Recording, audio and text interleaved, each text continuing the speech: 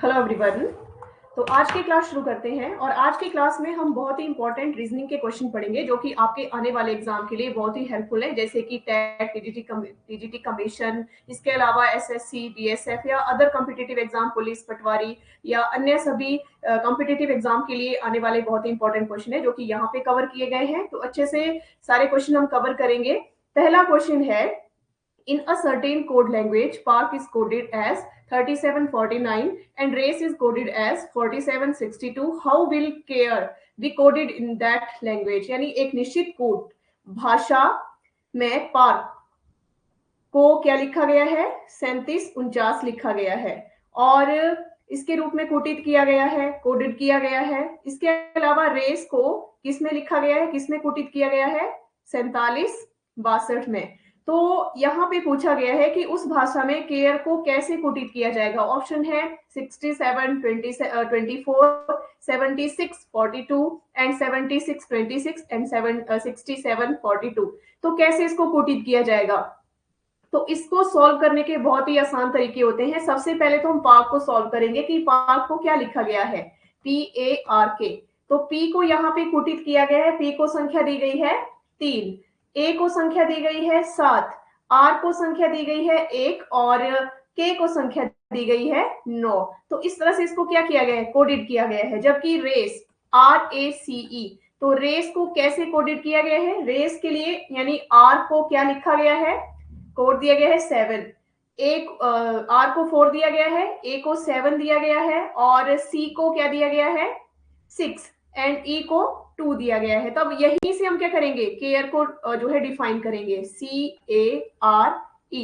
तो सी को यहाँ पे देखेंगे कि क्या जो कोड दिया गया है वो दिया गया है, नंबर दिया गया है 6। ठीक है। इसके अलावा ए के लिए दिया गया है 7, तो हम ए के नीचे 7 लिखेंगे। आर को दिया गया है 4, तो आर के नीचे हम 4 लिखेंगे और ई को दिया गया है 2, तो हम यहाँ पे लिखेंगे 2।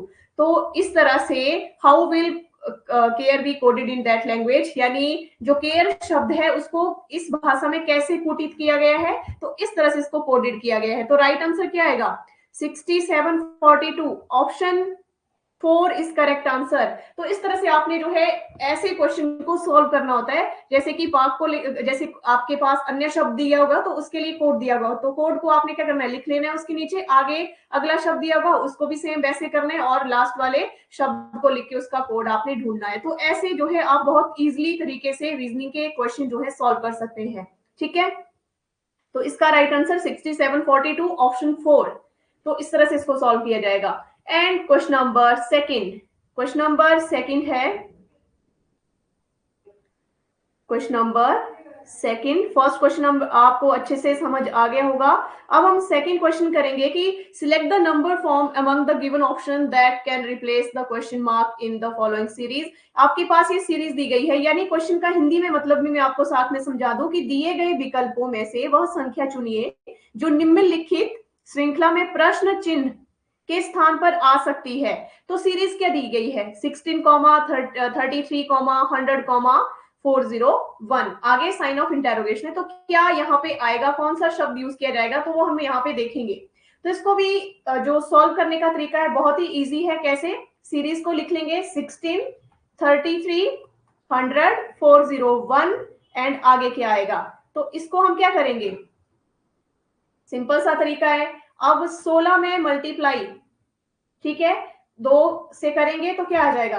32 आता है। 32 में +1 करते हैं तो कितना आ जाता है? 33। तो ये आ गया हमारा 33।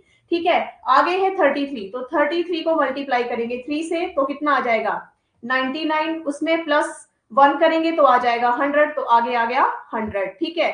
आगे आ गया हमारे पास 401। ठीक है। तो इसमें क्या करेंगे, अब 100 आ गया है तो 100 को क्या करेंगे, 100 को मल्टीप्लाई करेंगे 4 से तो कितना आ जाएगा? 400। ठीक है। +1 कर देंगे तो 401 आ गया, तो ये आ गया 401। अब लास्ट टर्म बचती है कि यहाँ पे जो साइन ऑफ इंटेरोगेशन है इसकी जगह पे क्या आएगा, ये पूछा गया है कि यहाँ पे क्या आएगा। तो यहाँ पे अब 401 हमने ले लिया है, तो 401 मल्टीप्लाई 5 तो कितना होता है? इक्वल टू 2005 +1 तो कितना हो जाएगा? 2006, तो इक्वल टू 2006 हो गया। ठीक है। 401 को मल्टीप्लाई किया 5 से तो 2005 मैं +1 किया 2006 आ गया। तो ऑप्शन देखेंगे यहाँ पे 2006 है या नहीं है, तो ऑप्शन 2006 है, ऑप्शन 4 यहाँ पे करेक्ट आंसर आ जाएगा। तो इस सीरीज में एक 401 के आगे 2006 आएगा। ठीक है, तो इस तरह से आप इसको बहुत ही आसानी से सॉल्व कर सकते हैं। ऐसे क्वेश्चन जो होते हैं इनको जल्दी से सॉल्व करने का तरीका ये है कि आप इसको जल्दी से ऐसे मल्टीप्लाई करना है तो इस तरह से करेंगे। ठीक है, चलिए आगे नेक्स्ट क्वेश्चन सॉल्व करेंगे, क्वेश्चन नंबर 3।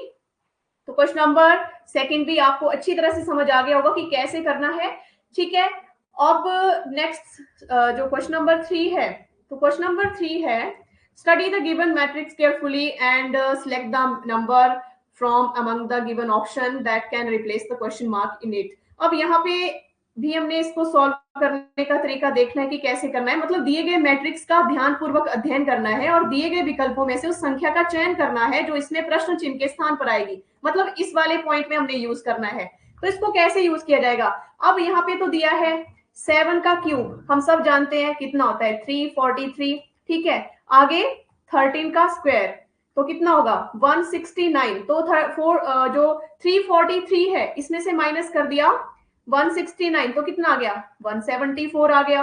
ठीक है, अब 9 का क्यूब और 25 का स्क्वायर, तो 9 का क्यूब आ गया 729 से माइनस कर देंगे 625। ठीक है, तो कितना आ जाएगा 104 आ जाएगा। तो यहाँ पे आप देख सकते हैं कि 104 ऑलरेडी लिखा हुआ है।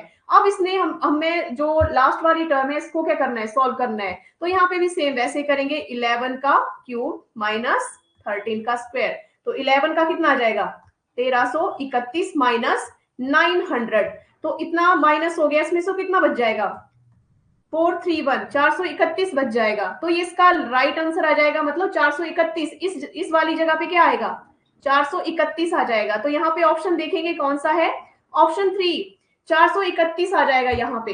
ठीक है, तो ये इसकी टर्म है, या इस तरह से आप इसको सॉल्व करते हैं। इस तरह के क्वेश्चन अगर आपके पास एग्जाम में आएंगे तो उसको आप ऐसे सॉल्व करेंगे, लेकिन आपको ये चीजें पता होनी चाहिए, क्यूब और स्क्वायर क्या होता है ये आपको पता होना चाहिए, तब आप आसानी से इनको सॉल्व कर सकते हैं। ठीक है, अब हम नेक्स्ट करेंगे क्वेश्चन नंबर 4। क्वेश्चन नंबर 4 है, तो ये क्वेश्चन भी आपको अच्छे से क्लियर हो गया होगा। एंड नेक्स्ट क्वेश्चन है select the number from among the given option that can replace the question mark in the following series. Series दी गई है 28, 32, 41, 57 और आगे साइन ऑफ इंटरोगेशन है। तो इसमें क्वेश्चन मार्क की जगह क्या आएगा वो देखना है। तो इसको भी, इस क्वेश्चन को सॉल्व करने का तरीका बहुत इजी है। कैसे सॉल्व करेंगे, ये जो हमारे पास सीरीज दी गई है इसको लिख लेंगे 28, 32, 41 एंड 57। तो कैसे इसको सॉल्व किया जाएगा, तो यहाँ पे आगे क्या आएगा, जो क्वेश्चन मार्क है इस जगह पे क्या आएगा, तो यहाँ पे क्या करेंगे, अब जैसे 20 प्लस भी कर सकते हैं आप, और कैसे कर सकते हैं, जैसे 28 में 4 प्लस करेंगे तो कितना आ जाता है 32 आ जाता है, 32 में प्लस 9 करते हैं तो 41 आ जाता है, और 41 में प्लस 16 करेंगे तो कितना आ जाता है 57। ठीक है, अब 57 में हम 25 प्लस कर देंगे तो कितना आ जाता है 82 आ जाता है। तो ऐसे भी आप इसको जो है सॉल्व कर सकते हैं, या आप ऐसे स्क्वायर में भी लिख सकते हैं सॉल्व करने के लिए, कि आप ऐसे इसको आसानी से आंसर निकाल सकते हैं। ठीक है, तो ऐसे आ जाएगा। ठीक है, तो ये है इसको सॉल्व करने का तरीका। तो इस सीरीज जिस तरह से दी गई होती है, आपके पास नंबरिंग दी गई होती है, उसमें आपने जैसे प्लस करना है तो ऐसे करना है, और ऐसे आपकी टर्म जो है आंसर में आ जाती है। तो अब हम देखेंगे कि यहाँ पे क्वेश्चन नंबर 4 में 82 ऑप्शन है, तो option second, option B is correct answer. 82 यहाँ पे आएगा 57 के बाद। ठीक है, तो 28, 32, 41, 57 एंड 82 आ जाएगा। ठीक है, तो इस तरह से आप इसको सॉल्व करेंगे। एंड नेक्स्ट है क्वेश्चन नंबर 5। तो क्वेश्चन नंबर 5 है in a code language if pen is written as 17 that how will cap be written in the same language. तो कैप को, जो कैप है उसको कैसे लिखा जाएगा, तो यहाँ पे देखेंगे कि कैप को कैसे लिखेंगे। तो पेन, PEN, पेन को लिखा गया है कैसे, पेन को लिखा गया है 16। ठीक है, आगे ई को लिखा गया 5 एंड एन को लिखा गया है 4। ठीक 14। ठीक है, तो कैसे, यहाँ पे अगर आपने इसको बहुत ही आसानी से सॉल्व करना है तो उसका सिंपल तरीका है कि ए से जेड तक आपने क्या लिखनी है, अल्फाबेट्स लिख लेने हैं।